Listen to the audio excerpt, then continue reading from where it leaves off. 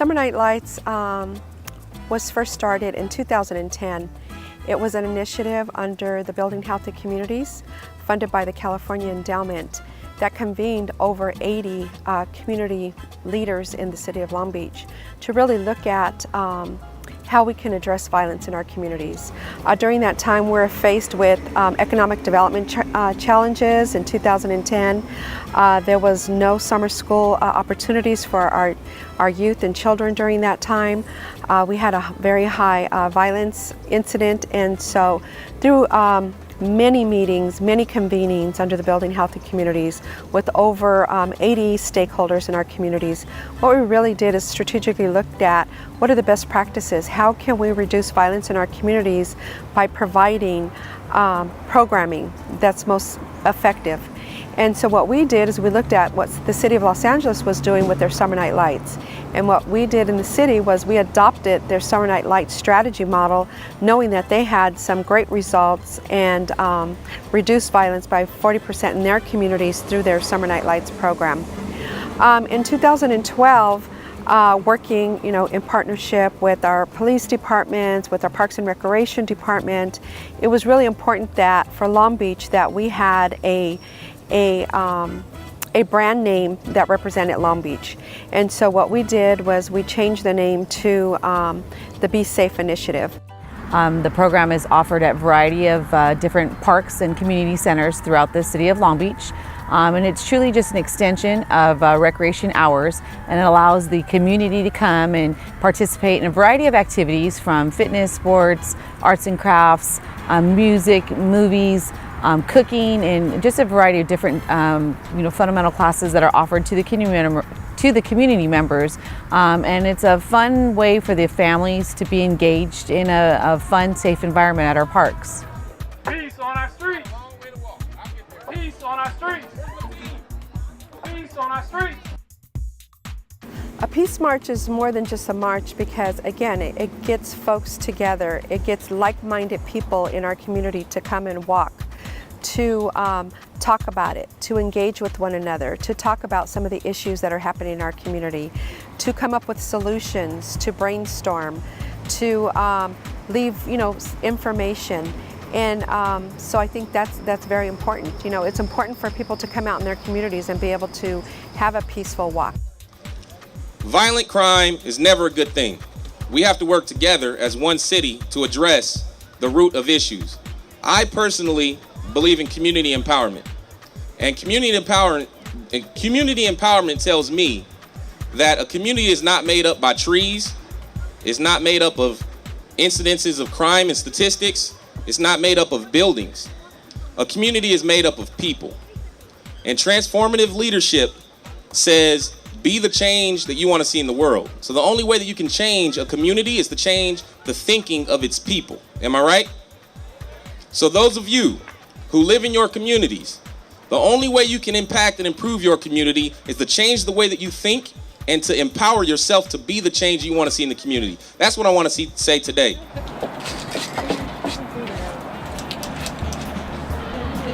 Is there like a purple? Wait, I can see it. Our program that was delivered at Drake Park was delivered through Danny Flores, who is a very well-known street artist. Danny is very unique in his approaches and his delivery of messaging through using art expressions. We all know, again, this is the best evidence-based practice of really being able to talk to our young people in our community and having them be able to express what's going on with them and have those really hard conversations around violence, around how youth are feeling, how we can reconnect them to mentoring and being involved in their communities. And so through a paintbrush, Danny has been able to do a great job of breaking down these barriers with these young people and really getting their expressions and how they feel about their communities and their cities on art. I was asked to work on this mural and to paint a park. I was visualizing a park, a safe park that, well, in my eyes, and something really colorful and that would catch children's eyes. I see a really good neighborhood, a safe one, lots of children, and lots of activities to do, like equipment. I love painting, actually. It's something I really enjoy doing. I think I don't really have a lot of ways to express myself, and painting, I really can. I feel like I can express how I feel doing it and relieve stress. I definitely feel like I paint things the way I want it to be. Like, I don't paint realistically. I like to use different colors when it's not meant to be that color.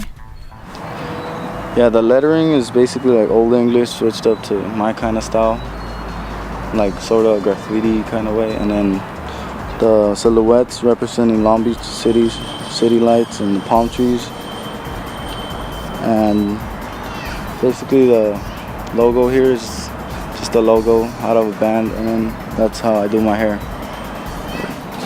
It calms me down, but I do think, but I kind of zone out, and after I'm done, I just forget about it, you know.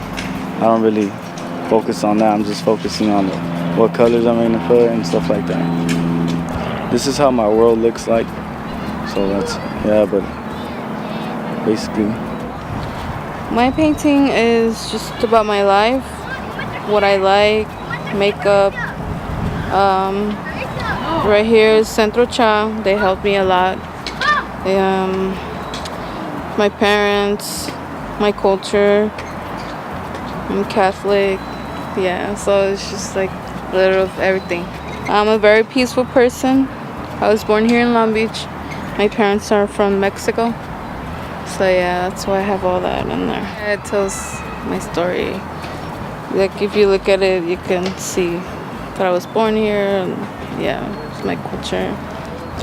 No, sometimes I sit and draw, or I really like makeups and like colors, you know. Painting distracts me from like doing other things, like bad things. Yeah, so when I paint, I can sit, relax, just free my mind. My neighborhood, I don't know. Sunny place. It's a lot of houses, a lot of people, cars, a lot of going on. A lot of stuff going on. Well, this is like a little sunset, you know, the beach, you know. I'm a relaxed type person, you know, chill back, you know. I like to kick it and stuff, you know. I'm not all active like you see other people, you know. And this, I feel like, represents who I am, because, you know, the beach, everybody likes to go to the beach to just chill, relax with their family and stuff. And, you know, that's just how I feel. And like, it's like a beautiful scenery, you know. Scenery is just beautiful like that, and life is beautiful for everybody. Like, everybody has their own thing that makes their life beautiful, and I feel like just being able to relax and kick back is just what makes my life beautiful. Well, the picture means to me, like, I always go camping with my family, and I always like going out to the nature. And so this is what I always see, well, when I'm out there camping, or when I see flowers, because I really love flowers in color and details. And this is how I like feel where my family bonds, in the nature area. If I had to draw a picture, well, I would put them as family, because me and my neighbors, we're like pretty close, and everybody around us is like, well, it feels like really like family here, you know. I don't have to feel like, oh, I don't know my neighbor, but I actually pretty much know my neighbor. We go to parties, we like celebrate, so I would draw it as a family, like all of us together, if I could. Through Centro Chow, we provide art as an alternative to violence in the summertime, and what we do is we do some outreach. We bring the youth and 16 to 24 years old, and we provide canvas and paint and different types of mediums, and we just do art. And one of the things that when we do art, the youth, I try to implement program to them, or just engage in conversation as far as like reducing risky behaviors in their lives. A lot of the youth are inner city, and some of them sometimes fall into the high risk category of violence, gangs, and all the isms that are out here. Well, honestly, I do it because it's something that probably was given to me as a young person, and I just want to return what was freely given to me, you know. And I truly believe that, you know, all the youth are valuable and they're our future, and that as role models, we gotta provide alternatives for these guys. You know, there's not a lot of male role models out here providing positive alternatives for young people, and it's important for me to give back to them like that, to keep them healthy and safe and successful in life. Well, you know, it is a cliche to be better hold a paintbrush than a weapon, and what we know is that it's a cost benefit. It's a cost benefit to our community to purchase paintbrushes and paint than to bury our young kids and pay for you know, lockup and incarceration. And so I think, you know, as we're looking at the prevention and the intervention and what is more cost effective for our community and the benefits is really having these type of programs like creative art and open spaces at our parks for our youth and families. I think that through the years we built relationships with nonprofits such as the Boys and Girls Club, Long Beach CAP, Central CHA, CPC in the Wilmore area, and they were allowed to bring the resources that they had and the activities and programs that they had for families, offer them through our Be S.A.F.E program, and ultimately you know, provide a more expanded program for the entire family. Quiero hablar un poco del presupuesto y cómo efectúa la policía y qué metas tenemos y qué vamos a hacer para mejorar los servicios de ustedes. Incluyendo préstamos de libros, descargas, sesiones de computadoras, acceso de bases de datos, y más de 1.2 millones de residentes visitaron las bibliotecas el año pasado. I wanted to ask for the Parks and Rec, what could we do or what is in the future for us to be able to have this type of program that we have to be as an intervention for our youth and get them out of violence and some save in our community as well. What can we do as an all year round, not just summer? Because once it's summer, the peak hours can still continue. Families are still living. We're still dealing with this violence. How are we going to do for us to be able to work together in the parks, in the communities, and as a whole for the better quality life in our city? The reason that it was important for me to come over here is because I already work with the community. I'm a community representative, liaison, active community member. I'm part of the Safe and Civil Committee, and so I'm also part of the Violence Prevention Coalition. My thing with our community is we're such a small zone that pertains to District 1. We have a lot of, we're known for a lot of violence going on in our area. Gang violence, immigration, discrimination, our youth, lack of language barriers. There's a lot, housing. So there's a lot that goes on health-wise as well, air quality. So because of that, a lot of our community are lacking of that information. So my engagement with my community is informing them, empowering them, giving them education, civil learning, having them give them the knowledge of what civil rights do they have, what's going on with your district, who do you belong to, and citywide as well. Because in order for us to make a better city, quality for everyone, we need to be working together. So until we start engaging together, all of us as a whole, from our young ones, because I'm also the PTO president of one of our schools, Garfield Elementary actually. And so because of that, I know that they lack of a lot of things and they're neglected of a lot, but they're also afraid of a lot of things to go into our leaders, to go up to them, our city leaders, to ask because they've been either discriminated before or harassed or just neglected or just rejected in services as well.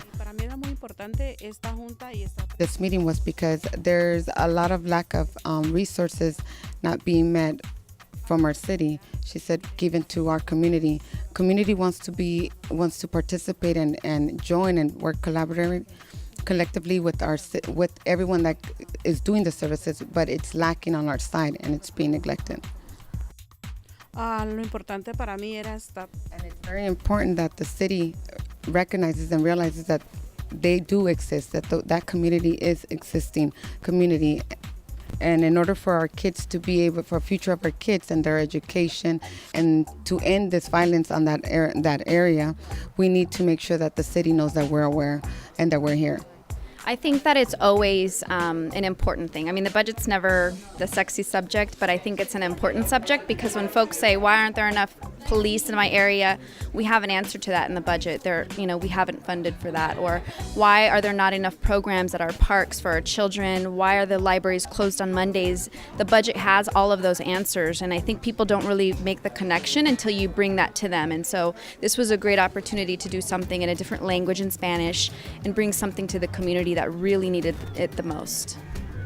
The parent engagement component of our Be S.A.F.E initiative, we know as violence prevention leaders in our community that you really have to have a comprehensive approach to violence prevention and engaging the parents in the communities to have them be invited and be part of the Be S.A.F E program through delivering food for our youth during the summertime, through the snack program, through our supper program, through our different workshops and cultural events, because again, what we're trying to do is empower our whole community as a whole.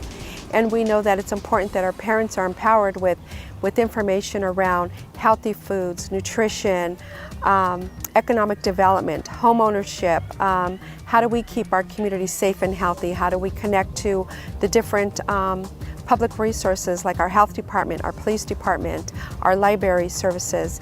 And so throughout the 4 years, a lot of parents have adopted the Be S.A.F E initiative and really are invested in that strategy. Yes. You. Yes. You. Yes. So EM3 is an after-school youth empowerment program to help give opportunities to young males, specifically Southeast Asians, because that's how we mainly started out. An opportunity to go through different topics such as what it is to be a man, and also on a lot of community work, what's going on in the community. The goal was pretty much to have them open up more, because one thing that we as EM3 has struggled is getting our boys to really speak up.